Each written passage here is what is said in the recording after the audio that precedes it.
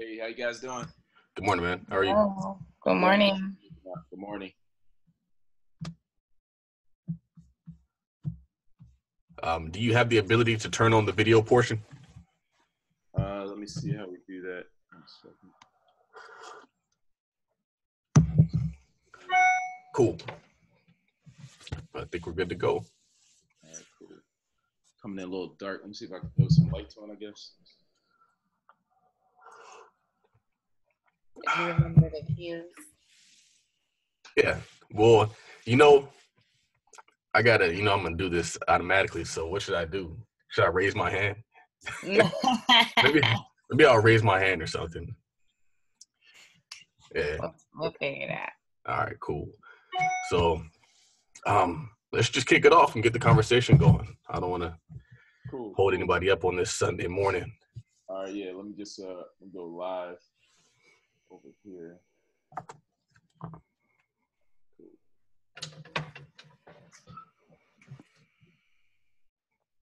All right, yeah, let's get it. All right, cool. So this is the Todd Capital Millionaire Podcast, episode 113. My name is Charles Oglesby. This is Rashana Scott. Thank you all for tuning in. The purpose of this podcast is to share the stories of successful African-American business owners and investors. With us today, we have Mr. Doug Depte. I always thought your name was Doug Pete for some reason. I don't know why. Yeah, some people butcher it, Depte, Depte. Yeah, but it's Depte. It's silent. Awesome, man. Well, this guy has picked up 33 rental properties before the age of 33, doing some really cool stuff, some really cool things in the market of Philadelphia. So I want to bring him on. I know a lot of you follow him. A lot of you have seen his content. This guy just has a depth of knowledge, which is kind of cool. It's kind of like your last name. But I wanted to bring you on. Welcome to the show, man. Thank you for having me. And I'm excited just to be on and just share the knowledge and just answer your questions and just give people an in-depth look of, where I came from, what I'm about, and where I'm going. Yeah. So speaking of where you came from, a lot of times we like to figure out like what life was like growing up for people. So can you talk a little bit about your early life and how that shaped you as a business person? Yeah, absolutely. So I grew up in a place called Bluebell, so right outside of Philadelphia. And my parents, the both of them, very influential in my life. I grew up in a family where there's, two parents. But my dad, he was in the record business, president of Philadelphia International Records. And then my parents, they actually had a multi-level company growing up. So I was able to sit there in meetings and just kind of watch them develop and all the, the struggles as well as the success that came along with that. But naturally, for most of my childhood life, my brother was actually in jail for at least 5 to 10 years of my life. So we spent a lot of Sundays, just like today, Sundays going to Graterford Prison, driving, 2 hours from our house to go visit him. And to break up the days or to break up the day, we would actually see open houses. A lot of open houses were on Sunday. So that was like something that we looked forward to. So we took like a negative experience of going through the guards and getting pat down and checking all our belongings and such. We broke that up with going to visit real estate properties on Sundays. So it's just and in that, I grew up in the suburbs, but I went to a very wealthy school, Germantown Academy, where I'm rubbing shoulders with families that are taking, yacht trips. One lady, she actually, for her 16th birthday, flew a group of her 10 closest friends down to Australia for a long weekend and then just flew back. So just stuff, you never heard of.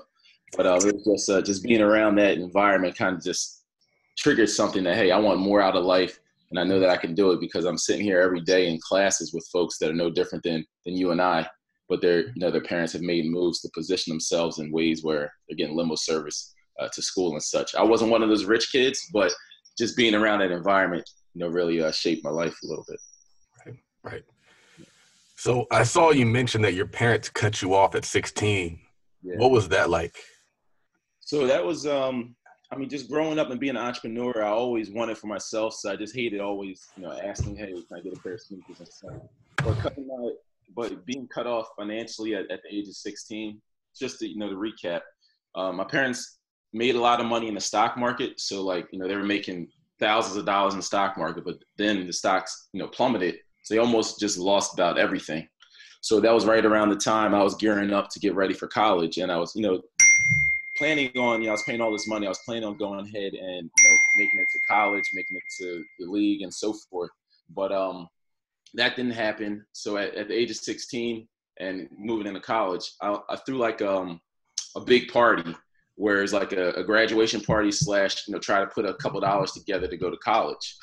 So I was able to raise $1,000. So I went off to University of Delaware, and I had to fend for myself and just make stuff happen. So it's just, in terms of paying my way through school, food, eventually coming and buying a car. But what I liked about it was the fact that, I was in control. So I basically couldn't rely on anyone else to be like my safety net. So I had to just put the plays together and took that same energy and just carried it throughout my life. Nice. Yeah. And so when did you, I guess my question is, why real estate? But I guess that question's kind of related to when did you get involved with real estate? Because I'm assuming the why drove the when. Right. So, growing up, we would go look at these open houses and such. But when I was going to school at Germantown Academy, I realized that, okay, these guys are borderline like super, super wealthy and such. And I started to hear that, my dad owns apartment buildings, commercial buildings, car lots and so forth. So as I got older, as I was going through college, I was reading books like, Rich Dad, Poor Dad, a very influential book. But I started just really taking time to eliminate the distractions and studying millionaires. And what I realized is no matter what avenue of business that they had going on, there's a commonality of owning real estate.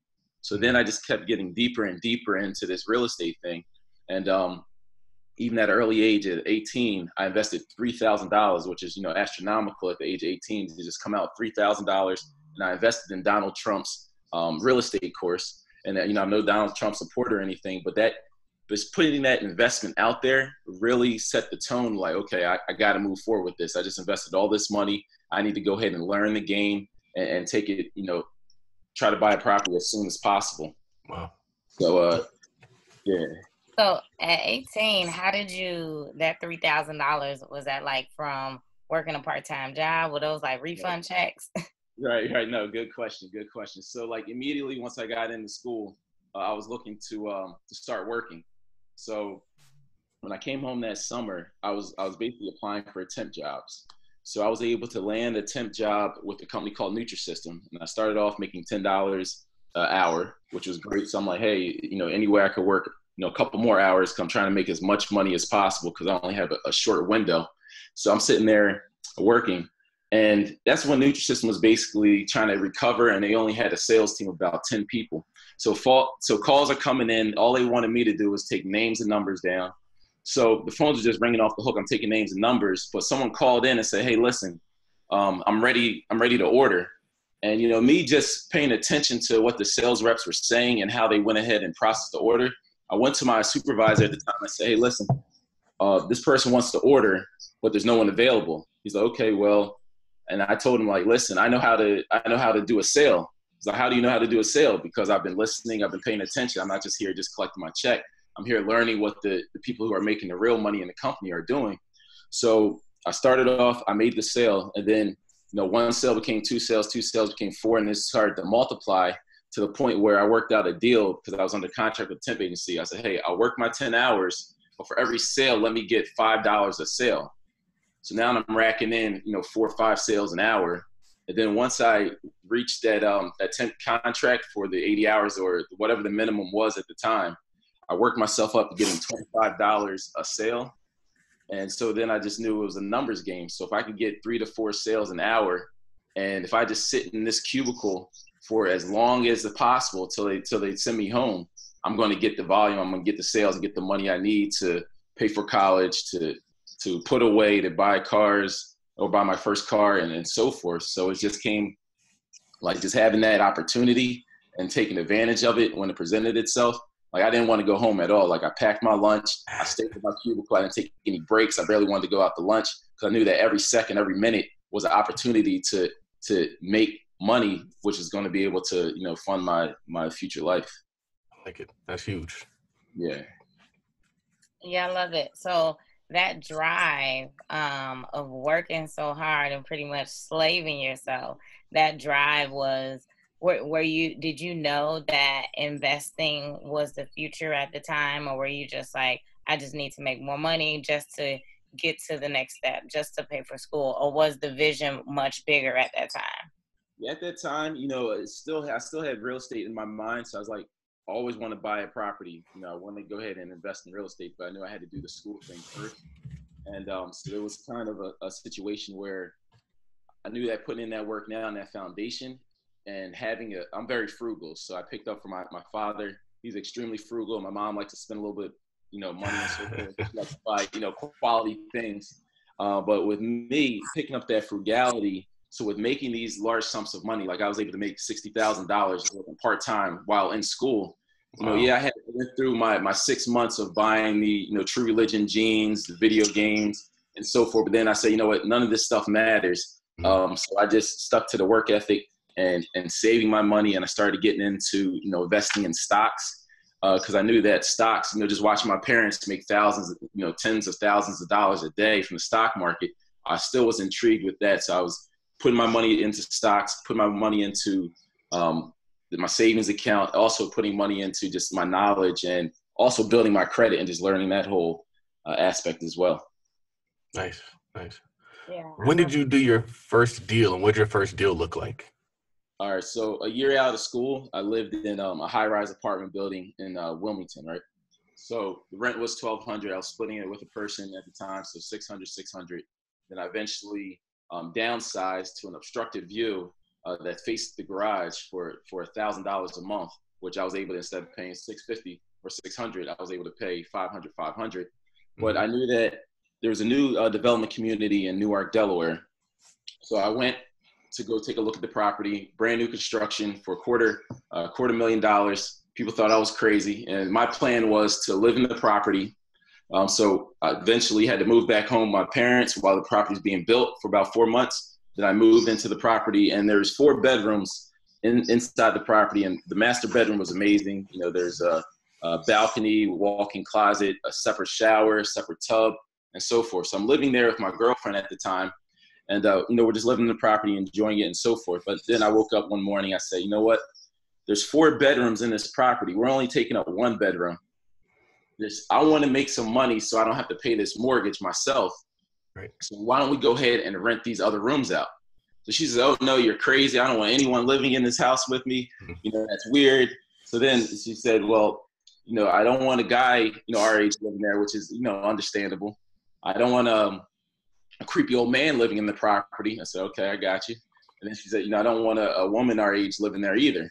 So I'm scratching my head. So the next day I go on Craigslist and I just put the ad out there, and I found this retired grandmother who was looking for a place to live for $700 a month. So I went ahead and said, went through her paperwork, and she was willing to rent out the basement of my property that had its own bathroom, a little walkout toward the back for $700 a month. So I'm like, wow, she's giving me cash, $700 cash just to occupy my basement. So I'm like, wow, this is incredible. So I'm waking up another morning. I'm like, man, I still have 2 more rooms left. So I approached my girlfriend at the time and said, hey, listen, these 2 rooms, I got to rent them out. She's like, oh, no, you're getting out of hand. We live up on the the second floor, 3rd floor. There's no way we're renting out to some random strangers that you find off Craigslist. That's just not happening. So, I was spending all day just spinning my wheels like, oh, man, like this, like I'm trying to build my real estate empire. And the way to do it in my mind is the house hack, and to get as much money coming in from this house as possible. So that way I don't have to pay the mortgage, and I get some extra dollars coming in to put toward future investments. So I woke up one morning and I asked her a simple question. I was like, hey, listen, do you want to be rich or do you want to be poor? So you had to pause for a moment. We've been dating for a while. And she said, you know what? I grew up, basically, poor, getting by. My parents, work, blue collar or as teachers, what have you. I'm okay. I'm not worried about being rich. I'm okay being, just getting by. So I said, oh, okay, down. So I spent another whole day just like contemplating, like, oh man, this is crazy. Like, how do you just want to be like where you at? How do you not want to elevate like this? Too much potential. Like, I work too hard to stay the same. So next morning I'll say, listen, this is not going to work. It's simply not going to work. So, you basically got to go. So, there was tears involved, it was tough, it's pulling at my heartstrings and so forth. But immediately I hopped on Craigslist and I found 2 renters. These guys that were, this is all when the economy was going crazy. So these guys from Las Vegas, they got downsized out of a casino, the Venetian in Las Vegas. They were looking to come to Delaware to work at Delaware Park because there was opportunity there. They were willing to rent my 2 bedrooms out for $650. So now I have another $1,300 coming in, plus the grandmother living for $700. So all that money's combined. My mortgage note is only about $1,400 a month.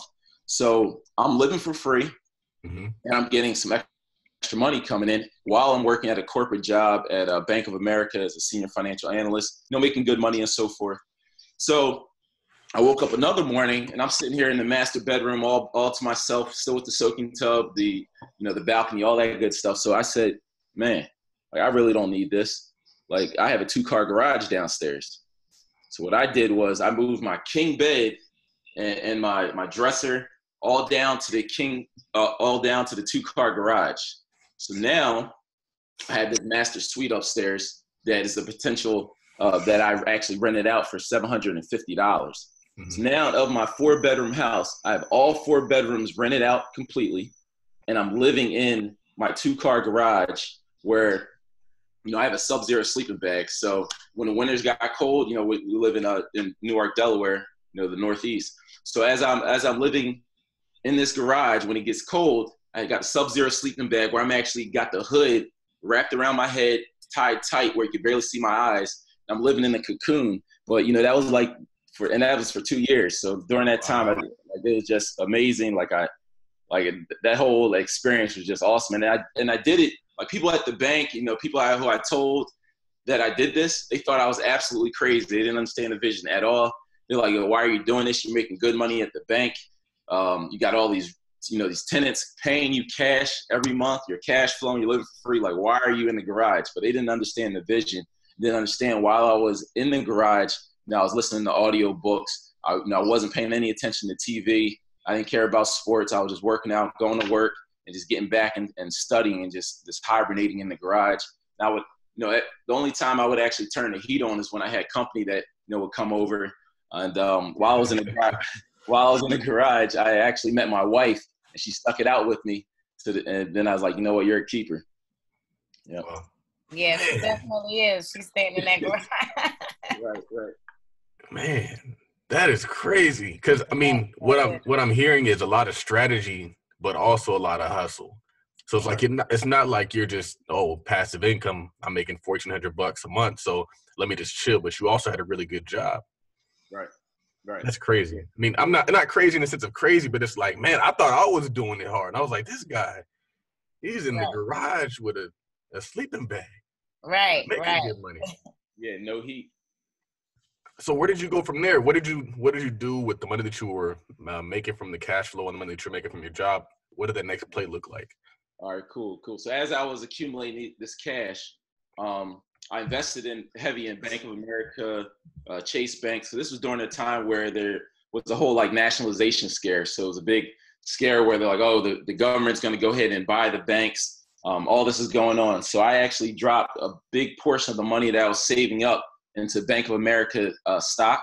So I was able to purchase $10,000 worth of Bank of America stock at $3 because it went from $60 all the way down to $3.50. So I bought a bunch of shares and I cashed out right around $16 a share.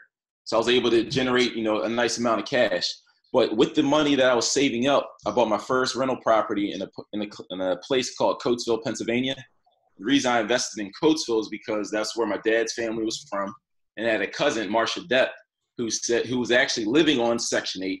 She's like, I live for $200 a month. I said, how are you paying $200 a month for this huge house? I don't get it. She said, the government pays the rest. It's called Section 8. So that really just piqued my mind. I was like, wow. So you only have to pay $200 a month. You got kids and so forth. This great house right in front of a park. So I knew that whenever I bought my first property, I want to try it out in Coatesville, and I'm going to go ahead and do Section 8 because I heard that the government could pay the majority of the rent. So my first house was in Coatesville, and I only had to put down 10% because I basically said that it was my my secondary home. You had to do what I had to do. So that way I only had to put down 10%, the secondary home. But once I moved in there, got it ready, rent ready, my situation changed. I no longer wanted that as my second home.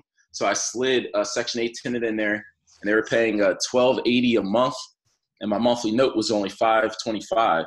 So I'm getting additional cash flow from that. So then as I saved up, I went back on to I think Redfin or Trulia, whatever it was at the time. So I found another property, but this time I had to put down 20% of, and these properties are going for about $60,000 to $80,000.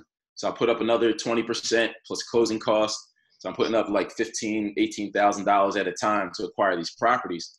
And as I'm picking them up, I would, my cash would basically be right here. So as I buy a property, the cash would go down and it'll, creep back up with the rents. And it'll go down as I buy another property, and then vice versa. So, and then basically what took place was I was only able to buy maybe 1 to 3 properties a year because, they're cash intense. I'm putting 20% down on these properties. And they're basically just ready to go.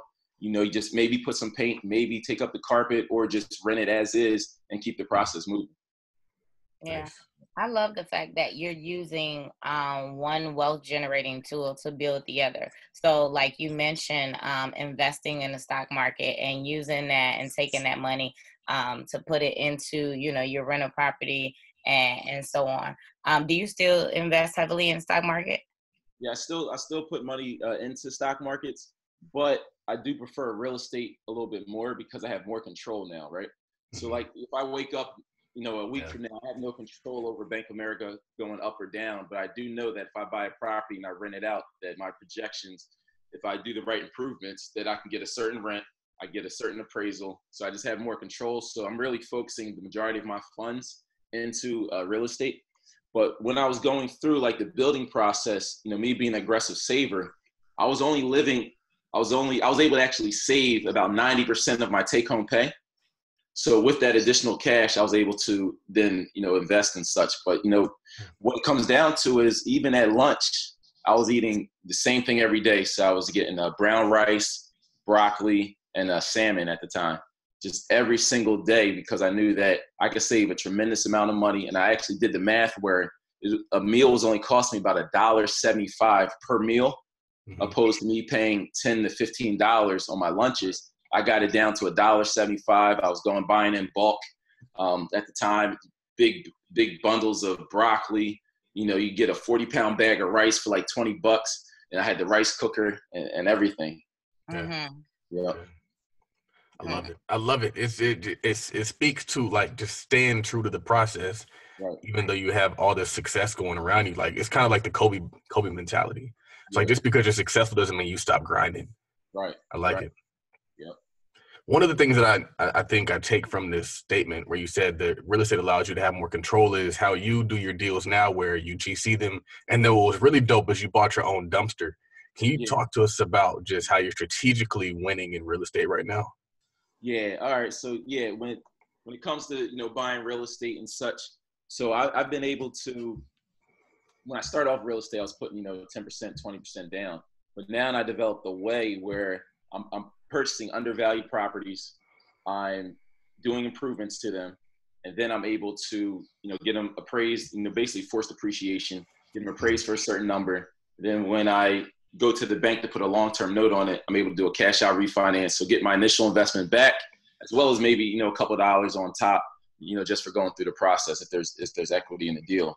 But with me being my own GC, so the reason why you see me running around with the trailers and checking up on guys every day is because I'm getting paid to do that. So let's say, for instance, a typical GC might mark up a project anywhere between 20 to 45% of the true cost.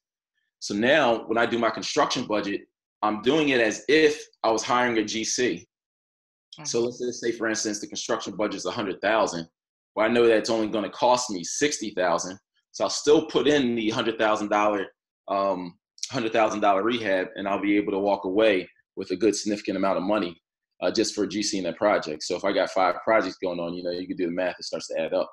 And then with being strategic, a big expense that people underestimate is the cost of dump fees.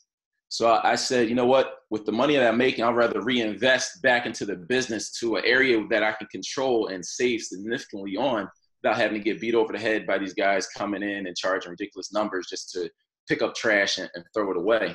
So I bought the dump trailer for about $5,000.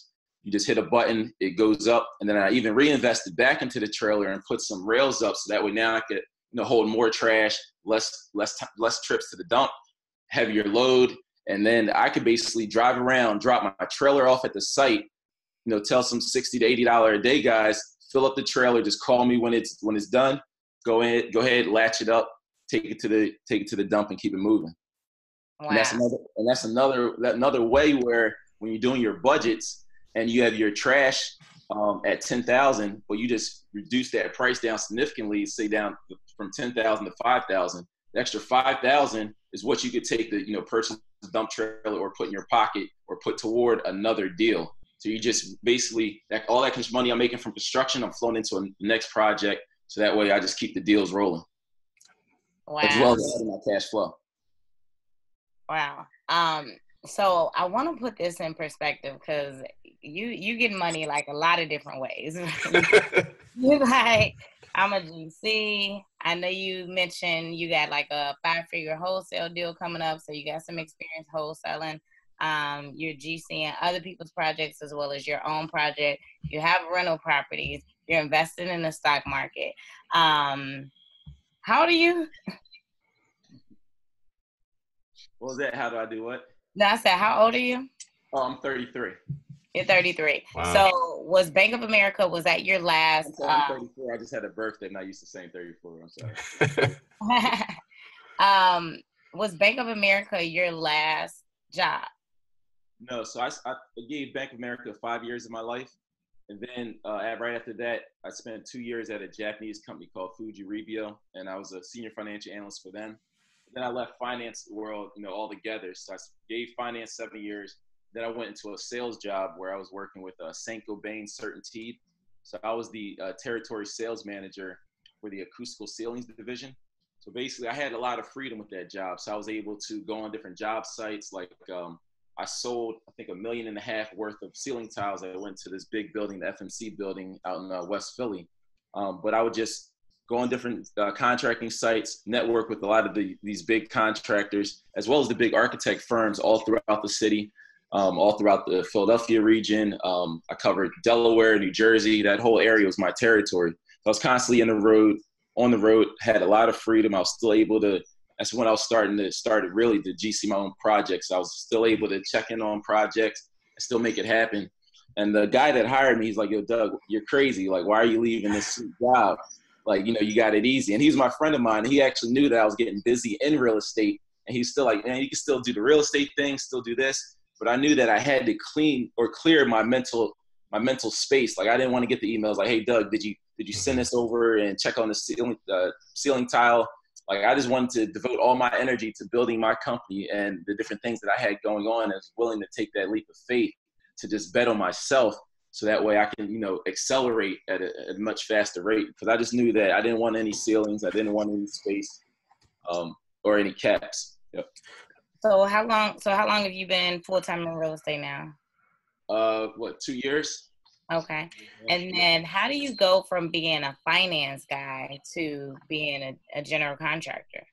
Yeah, that's a great question. Great question. So with me, throughout the time I've been owning properties, I've been paying guys, paying good amounts of money. But with me, I like to be hands-on. So I want to see what I'm paying for and understand what I'm paying for. So I have everyone basically explain it to me, break it down. I'll go on YouTube, look at how to wire up a building, how to do plumbing, everything. So everything around it. And with, sitting in a cubicle for 7 years, it almost feels like I did a life sentence or something where you got to keep going into a cubicle. You got, 3 walls boxed in. And I'm like, man, like I can't do this. So just being out in the field and having freedom to not have to have a set lunch and not have to answer anyone, not have to be like, hey, is it okay if I go to the bathroom or if I take this time off to go, visit my dad, what have you. So it's just like being out in the field is just like a feeling of just freedom. So that's why I love it so much. I love being hands-on. I love being able to float around the different projects, look at different projects, and it just helps having that freedom to be able to take advantage of the deals as they come out. So as soon as my phone pings with the deal, I'm almost right there in less than 5 minutes if I'm already in the city. Yeah. Speaking of that, it's so funny because that's one of the things I'm kind of battling with is running my business, but also working a job.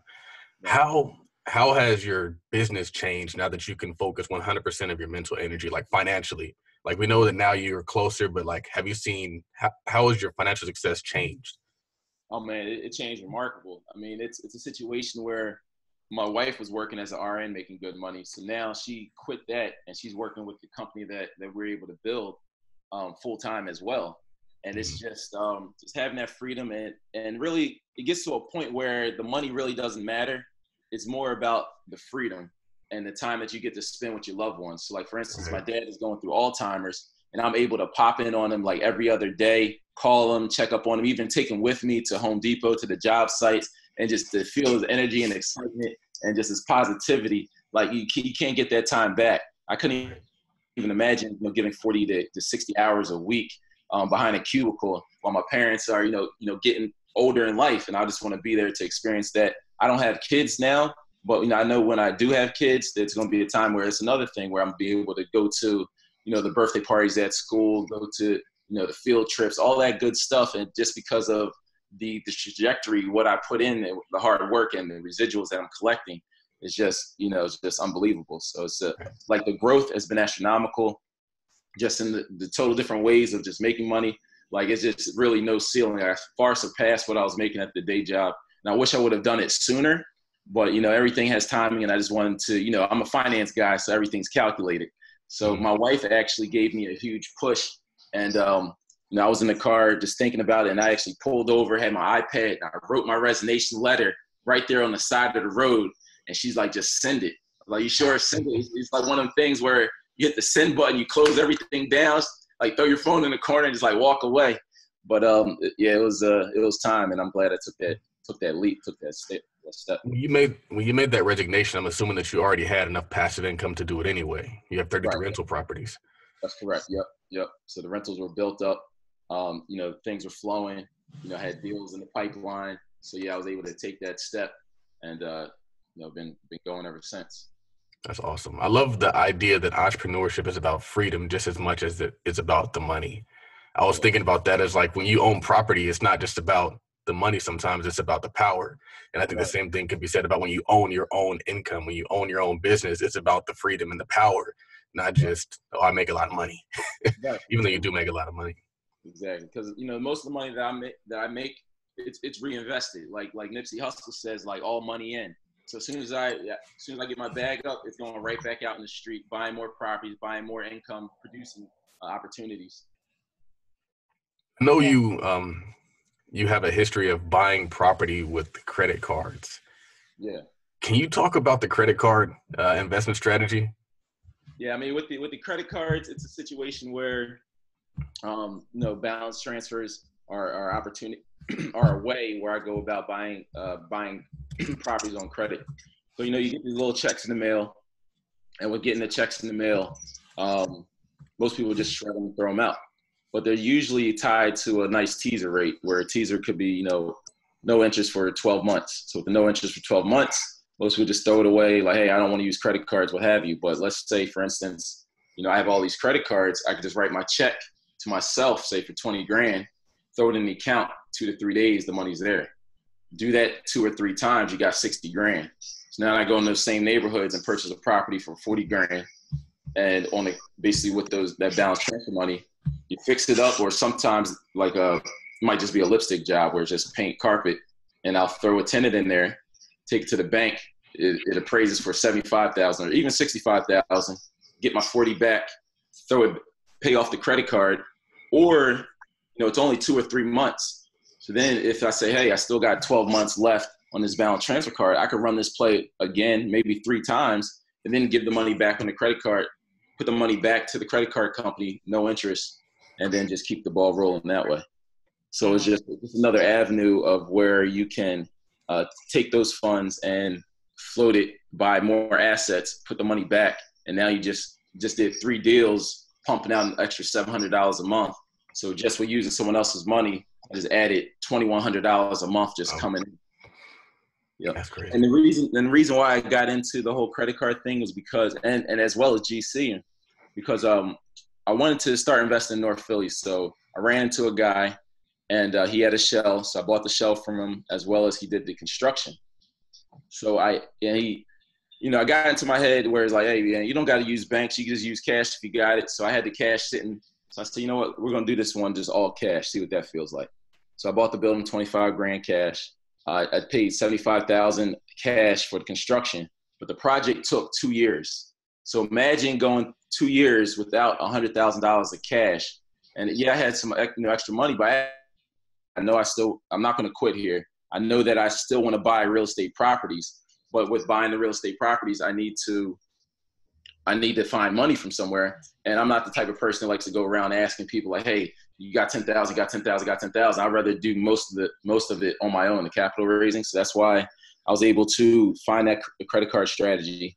But another thing I learned, one of the big lessons that I learned with putting that $100,000 up, which I'll never do again, is the fact that I didn't like someone else having that much control over my money from a standpoint of, I had to wait 2 years to get my 2-bedroom house completed, which is only 1,000 square feet. And, you go through like playing the scenarios like, okay, do I get a lawyer? Okay, if I pay a lawyer, by the time I pay the lawyer, nothing's really going to happen in court. They're just going to say, hey, will you fix it? Then it's okay, I'll go fix it. You're just wasting time, wasting money and so forth. So it got to the point where I ended up finishing the property myself. And then, with the contract, he actually gave me a reimbursement for what I paid out of pocket to get it finished. And, we actually developed a relationship later on down the road. But during that time, that 2 years was very trying to the point where it's like, man, do I still want to do real estate? All these things just come to your head when you got $100,000 of hard cash, out in the street, and you just don't know when you're going to ever see that back. So long story short, fast forward, right at that moment, I said, I'm never going through a GC again. I'm going to be my own GC. I'm going to have my control. And thankfully, with real estate, there's always a way out of it. So I was the house got appraised. I got my 100 grand back. I have a tenant in the property and I'm collecting cash flow. And it was just more like, it wasn't a loss, it was a lesson. Mm-hmm. Yeah. Of course. So in regards to the credit card strategy, are you using that in your personal name? Did you start out using just personal credit, or was that business credit? That was personal credit. Mm-hmm. And then now I have, different business lines of credit as well that I tap into. But the key, go ahead. No, you can go ahead. Yeah, so the key is with the credit cards, people thought I was crazy because I haven't counted recently, but I think I have like 35 or 40 credit cards. And the ranges of, the limits are anywhere between like 12,000 to 30,000. And I just got American Express Platinum, which will go up to like 80,000 or something crazy. Mm-hmm. But the key is by having all these credit cards, when I do go ahead and spend $65,000 on a credit card, it still comes in below my utilization rate of 30% and such. Right. Yeah. Right. And so tell me, so people are going to listen to this episode and they're going to be, man, this is genius, right? They're going to, so tell me, what strategy would the credit card investing not work on? Because everybody's going to run and be like, oh man, I can do this. I can do this credit card investing thing. I can, pull it out. I can, write the checks and go ahead and invest, whether it's in a rental or whatever the case. So what would you tell people to be careful of or to look out for when they're doing a credit card investing? So with doing a credit card investing, you got to have an exit strategy, right? So you just can't be like, hey, I'm going to buy this house on credit. And I'm just going to just keep the balance on this credit, indefinitely. Because after that teaser rate is up, your interest rate is going up to 20 to 30%. Who knows what the rate is, as well as, you don't want to, in the real estate game, you got to look at your credit. So there's going to be times where your credit goes up and down, because with me, there's inquiries taking place. I'm pulling high balances at times. So my credit might drop 20 points, but then as soon as I pay the balance off, it's shooting back up 40 points. So it's a big game, but the key is you got to have an exit strategy. So you got to know, okay, if I pull this $20,000 off the credit card, how am I going to put this $20,000 back onto the credit card so that way I can zero out that balance? So if you're flipping a house and you need, and if your numbers, make sure you do your numbers, know how to analyze a deal. But if you take the money and buy a house, to flip, you got to make sure that when you flip that house that you're able to get that money, that 20,000, whatever the number is, to pay off that credit card if your plan is to rent a house, you buy it on credit card, you got to make sure you already have a bank lined up to basically refinance you and put a long-term mortgage on the property. So now they're able to go ahead and pay off that credit card. So it's just a short-term tool to get you financing to buy an asset, and then you got to put a long-term financing vehicle, long-term mortgage on the property, so that way you can get you out of the credit card. But if you don't have an exit plan, it's something that, if you don't have an exit plan, as well as you get in these high balances of credit cards, if you don't have discipline, then you can end up in a lot of trouble. So you got to make sure and really test yourself. Like, hey, do you have the discipline to, if someone gives you $100,000 line of credit, what are you going to do with that? Are you going to buy assets, or are you just going to buy things that don't matter, materials? Are you going to buy cars? Are you going to buy clothes, jewelry, trips, what have you? So you really have to ask yourself if you have the discipline to, hey, if someone says, hey, I give you $500,000, what are you going to do with it to make it productive, to add to the end goal, which is financial freedom and having enough assets to cover the lifestyle you want to have? Right, so, right. That's just some words of advice. Yeah, I love it. And then you mentioned, if you want to flip property on your credit. So is that a current strategy that you're using as well? Again, I know you're wholesaling GC and you got rental properties. How often are you flipping properties, if any? So with me, I really don't like flipping properties. Or actually, so the house that I'm in actually right now was supposed to be a flip. And what I ended up doing was I ended up selling it to my wife. And now we actually live here for $800 a month. So I was fixing it up, and my wife, she was doing videos in the kitchen. So we, made the kitchen real nice and so forth. But I figured out a way how to get it from my company's name to my wife's name by basically selling her the house. So I still made the money back as if I was going to refinance or flip it. So I made that money back, basically the money I put out. And then we had some extra cash because, like, hey, why not take on $800 mortgage and have extra 30 grand in our pocket? Then the other house was a house down in Mount Airy, a place in Philadelphia. So I was going to flip it with my mom. She wanted to, wanted me to turn her money around. So I said, all right, Mom, I usually don't do this, but we're going to go ahead and flip it. But what I ended up doing was creating the house so nice to the point where they needed to downsize anyway. So I had them just move into the property completely. So they live there now. And it's done up to, to T, everything that she could have ever asked for. So I was able to provide that house for my mom. And but other than that, I haven't flipped. And the reason being because you're taking so much time and energy into putting this property together where you're only getting paid one time. So why would I want to just get paid one time when I can get paid a lifetime, my kids' lifetime, their kids' lifetime?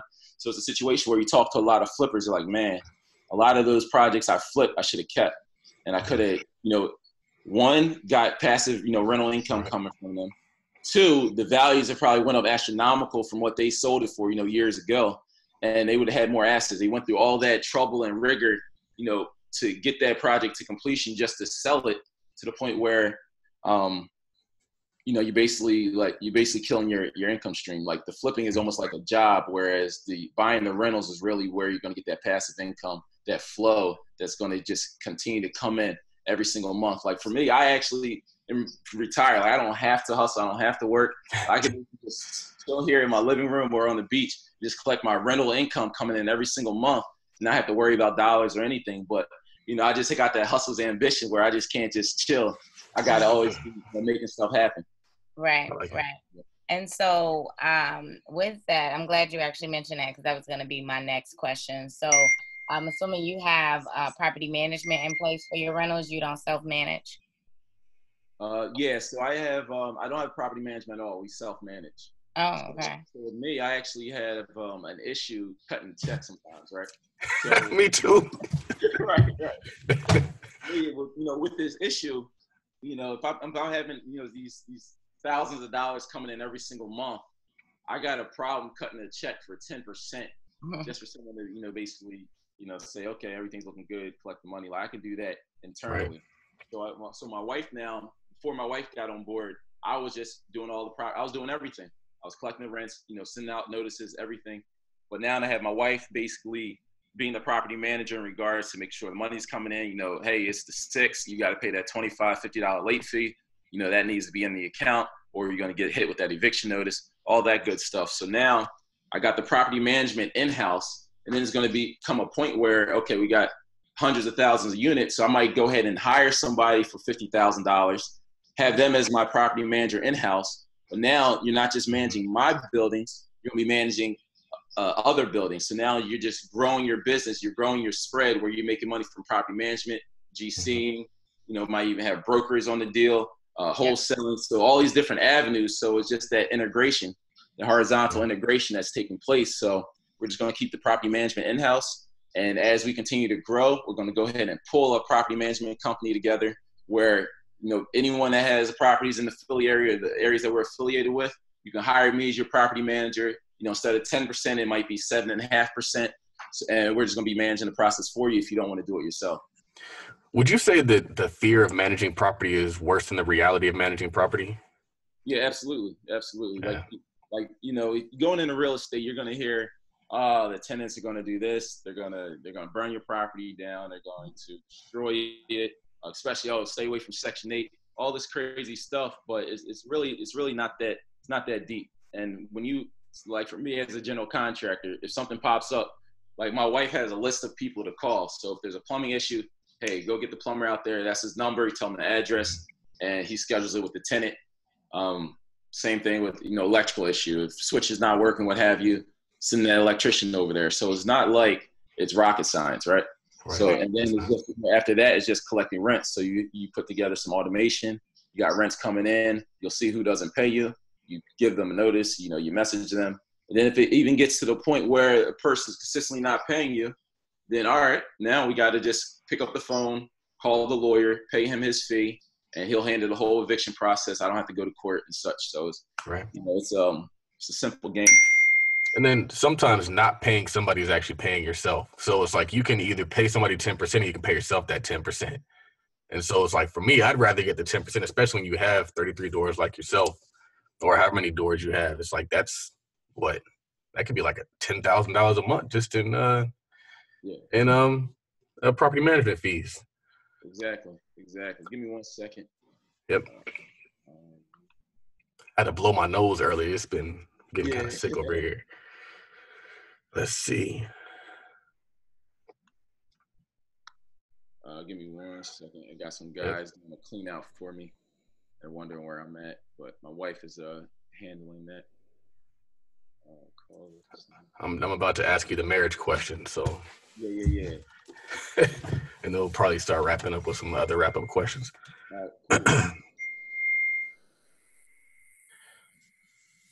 All right. You ready? Yep. All right, cool. So I'm like super pro marriage, and I've seen how marriage has helped a lot of men build their businesses and just build their life. Can you talk about how marriage has impacted your business and your life?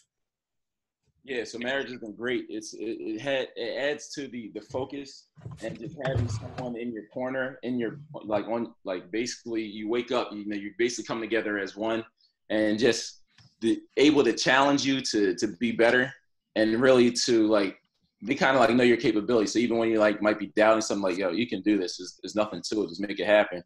So just having that extra push, and just having that, we're faith-based as well. So, we believe in God and such, and just having that matrimony has really been influential in just the business in itself, to the point where, she was able to, leave her day job and put everything,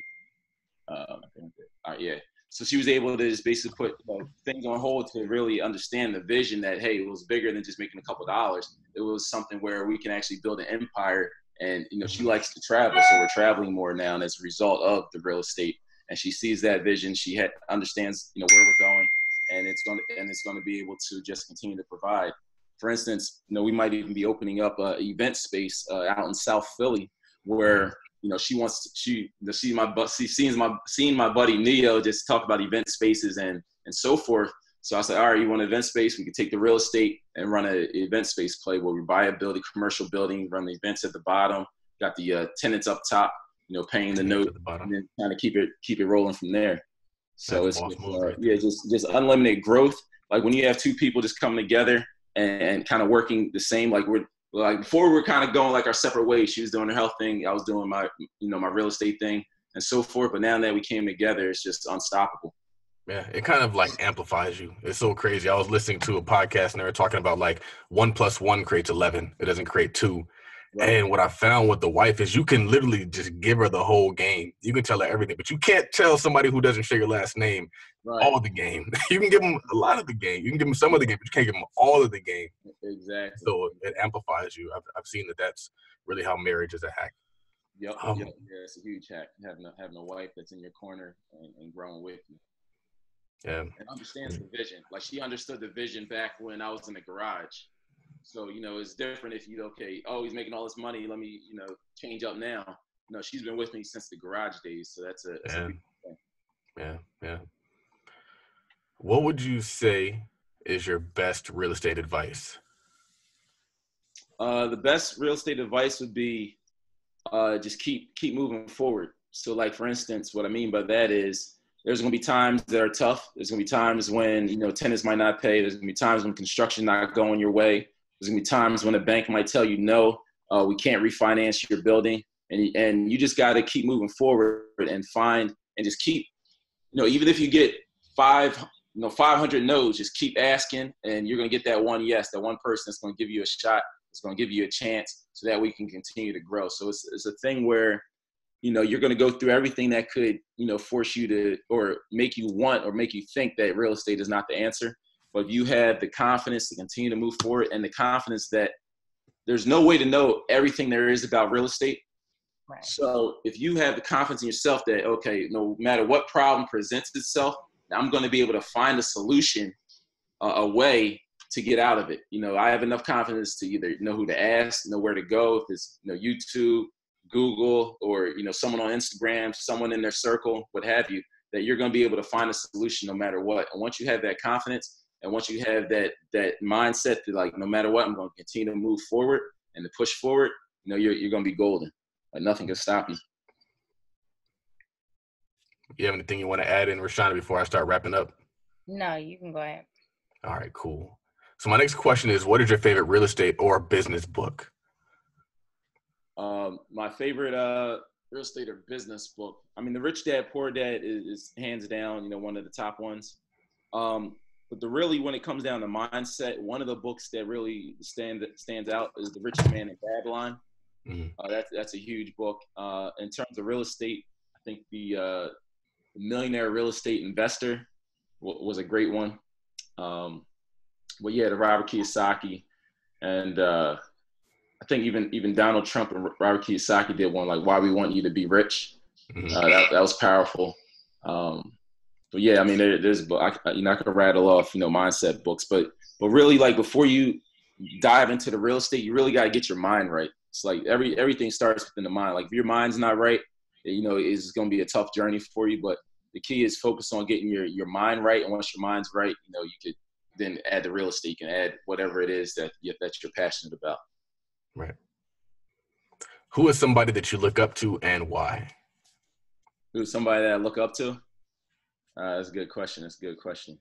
I actually, I look up to my dad, the most, just because, he came from an era where, in coastal Pennsylvania, where, people were going down different paths, gang warring, they were, drinking, drugs, what have you. Well, he was the one that spent time in the library studying. He ran track, and he was always focused, laser focused, almost like, me times 10. So he even broke down to me the whole, eliminating distractions. So one of the distractions that a lot of us face is, sporting events, stats, TV is a huge distraction. So I really get that mindset of eliminating distractions from my dad. And I think that's been most impactful in my life, because, the average person might spend 4 to 5 hours after work just watching TV and just doing stuff that doesn't matter. But I was able to spend those 4 to 5 hours building my business, researching, obtaining knowledge. And I think if I didn't have that, eliminate distraction mindset, I probably wouldn't be where I am today. And I probably would just, rattling off LeBron James stats or getting an argument at the barbershop. Right. Man, last question is, what does wealth mean to you? Wealth means, to me, it means freedom. So wealth is freedom. It's not really a money count. Like, even if Even if I was making $50,000 a year for my rentals, but I only needed $20,000 a year to live, you know, I have a surplus. I'm living my life, and that having that freedom to not have to answer to anybody and not having to be on someone else's time and be on my own time, that's what true wealth is to me. And then providing that freedom for myself, but then also for my family members and the people around me, and being able to share that knowledge so they can experience that freedom as well, opposed to me just giving out handouts, because I'm not a handout guy. 100%. How open was your family and the people around you to receiving that knowledge that you were giving them? Because like you said, when you were first starting out and living in the garage, like everybody thought you were crazy. So, you know, did it go from doubt to the whole seeing is believing? Like, what was that process like? It's more of a seeing is believing. And, you know, I tried to put a lot of people on along the way. I tried to pull up a lot of people just not from a money standpoint, just by giving them the knowledge, like telling them like, yo, this is what you got to do and so forth. But very few people took heed. There's probably like less than a handful of people that actually listened and took the advice and got en route with, you know, what was taking place. Like my one buddy, Brian Grimes, I mean, he's built an empire in a very short period of time of over 100 rentals, him and his partner. And he took the information, because I remember when he was going to Columbia, and I was, you know, taking him through a couple properties and so forth, and it just clicked in. I'm like, this just makes so much sense. I don't understand why people aren't taking advantage of it. And, you know, the folks that I grew up with, you know, I'm the type of person that likes to share information. I don't want to see, I'm not the type of person that I'll be just in a corner making these moves and transactions take place. And then, you know, I just go say hi to my friends and just chop it up talking about nothing. Like, I'm going to tell them the moves, and it's up to them if they want to take that information and apply it, so that way then they can, you know, better their lives. But, you know, very few friends of mine growing up were able to take heed. You know, they still wanted to party, they still wanted to go out, they still wanted to, you know, keep track of LeBron's stats and such. But yeah, it's just a situation where, like, even my parents, when I told them I was leaving the job, or actually when I first got started in real estate, they're okay, you know, they had my back because they're entrepreneurs anyway. But at the end of the day, they were still kind of nervous, you know, like, oh, you sure you want to leave your job? You sure you want to do that? You know, you work so hard to get to that point in your corporate America job. But I knew that it was bigger than that, and they couldn't really see that vision, to the point where now my mom's like, oh man, like, you just keep going. I don't even know what property yet. Like, you know, before she, you know, with the addresses and so forth, like, mom, it's just too many to even, you know, keep track of. I even have a hard time sometimes. But it's like on a spreadsheet. Yeah, put them on a spreadsheet, exactly. So you just keep going, and even if there's going to be naysayers, tons of naysayers at my jobs, you know, they're still there. You know, just chipping away, 5% bonuses and such. Like, I basically can make a 5-10% bonus just on, you know, one transaction. And, you know, every house is a bonus to me. So it's just additional income coming in every single month. Yep. Man. Before I let you go, I know you won an award at Philly Real Estate Week. Yes. Can you talk to us? I think you won like the top award, right? Yeah, I was one of the, I think it was like 40 under 40. I'm not sure if they had an actual ranking or anything, but yeah, I did receive an award. And, you know, I basically just, I guess it's people just seeing the work ethic, seeing the grind every single day. Like, I'm in the trenches on a Sunday, Monday, it doesn't matter what day, what time. I know that, you know, it's just what I love to do. I don't have to do it. Like I said, I don't have to do it, but I really, truly love it. It's my passion. Like, you know, even when I'm just sitting out chilling, I'm like, man, I would rather be, you know, checking up on a project or going looking at real estate. Even on vacation, I'm looking at real estate. So it's just what I do. And I guess, you know, people in the industry, in the market, you know, recognize that and voted for me. And I'm appreciative for that. But, you know, I don't do it for the awards. You know, I just do it for, you know, just building my family's wealth and freedom. Yeah. And it's a lot of you guys in Philly. It's a lot of you guys. I mean, tell us about the community, you know, the community of the Black wealth creators and the Black investors in Philly. Yeah. I mean, it's like a small community, and like everyone knows each other, and it's just like, you know, it's just motivating. It's just motivating, like, you know, just seeing folks out even at Home Depot, and it's just encouraging this to know that there's a group of people that have your similar mindset and buying buildings throughout North Philadelphia, South Philadelphia, all different areas of Philadelphia, and just knowing that they have a common mindset And there's tons of different strategies. So not everyone does the same exact strategy. And we bounce ideas, off each other frequently, might even share some subs, what have you. But it's just a good feeling to know that there's young African-Americans, young Black folks out there just making it happen to the point where it's like, man, like you look over and like, man, that guy's building financial freedom for himself. Oh, that guy too, that lady over there, like they're doing it. So it's just rewarding to see that there's so much positivity going on in the city, and it's really creating a lot of jobs for folks that are fixing up these properties. So it's just a huge chain. It's not all about me. It's not all about just, this one company. So many people are getting impacted every building that we buy, every building that we fix up, every building that we sell. So we're really, truly like boots on the ground, building up communities that were just left devastated for so long. Before I let you go, this is the question that I really want to ask. It's in regards to the GC aspect. So how do you determine how much you're going to value your GC service at? And then how did you get the knowledge to break down what is required to be a GC? Yeah, I mean, it's just something where, just doing research and just asking other general contractors, hey, how do you go about getting a license and such? And I do cover that in my ride along coming up, exactly the steps of what you need to do to be a GC, who you need to speak to streamline the process. Because, it could take you 6 to 8 months to get a GC license, or it could take you a couple of days. But it's just the key of, having that knowledge. And, there's a couple different good, sources out there where you can, get price estimating done. But, it's just a situation where as you hire GCs and they give you estimates, you start to put together your own formula of what stuff costs. And all it is really subbing things out. So, okay, if you need that building framed, go ahead and call 3 framers and see what the number comes back in at. And ask the framer, hey, what's your price per square foot? How do you price this out? And the next thing you know, you put together the whole package. And then you can kind of go, so, okay, I know this guy does his flooring at $1 square foot for install.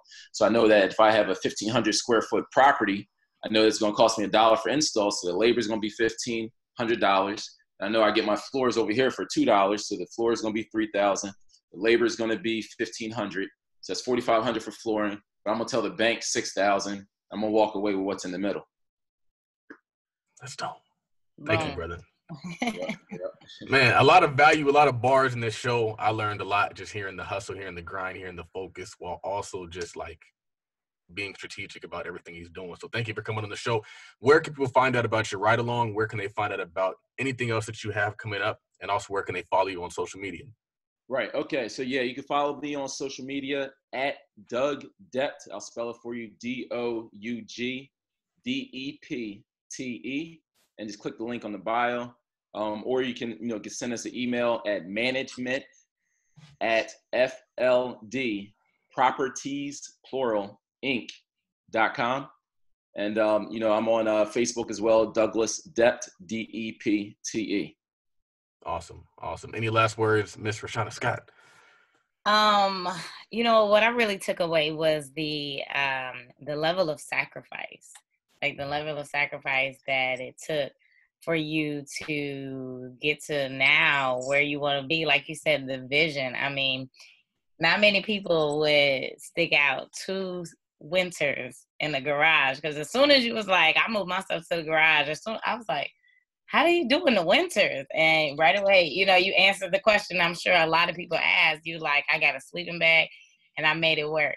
And yeah, just the level of sacrifice and the commitment that it took for you to get here. I think it will really help a lot of the listeners put things in perspective, because again, we're preaching the fact that it's not an overnight success, and we continue to drive that into the communities, but giving people the blueprint as well. So it's the sacrifice, it's the mindset, it's the grinding, it's the hustle, it's the giving up, like you said, going partying and things of that nature. So thanks so much for sharing that. So many keys, the GC knowledge that you dropped on us, as well as the credit card investing. So just thanks for sending all of that, because it was a lot of good gems dropped in this one. Absolutely. Cool. So episode 113, my name is Charles Oglesby with Rashana Scott, signing off.